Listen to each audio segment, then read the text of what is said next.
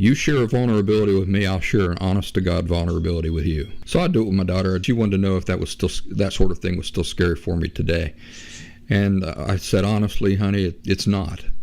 I've been exposed to too many tragedies in real life.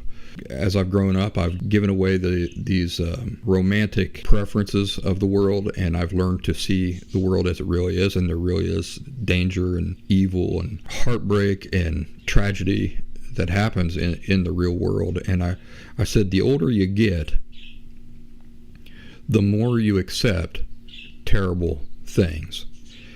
And when I told her that, I said, you know what, I really need to tell my audience that. She says, yeah, Daddy, you should. That's a good one, Daddy.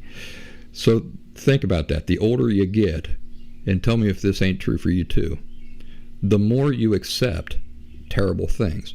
Now, when we're talking about accepting a thing, we're not talking about agreeing with it.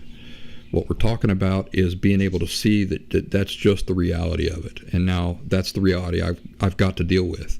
It's not pretending it away because we don't like the way that it makes us feel. So you could say that the older you get, the more you accept terrible things. But in recovery, when you're going from being an emotionally unhealthy person to being an emotionally healthy person, what could we say?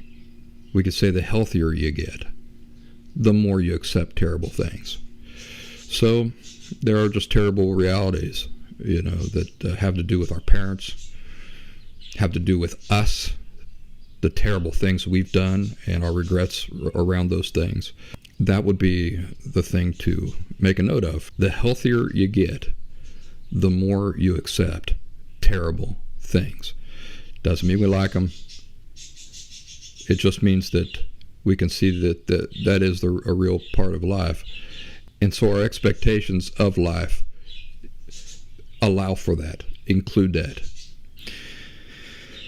That way, when terrible things do happen, we don't get the wind completely knocked out of us, because we accept that life in this world.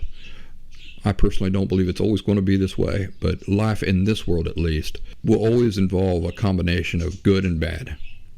And that's just the reality, right? Whether we like it or not.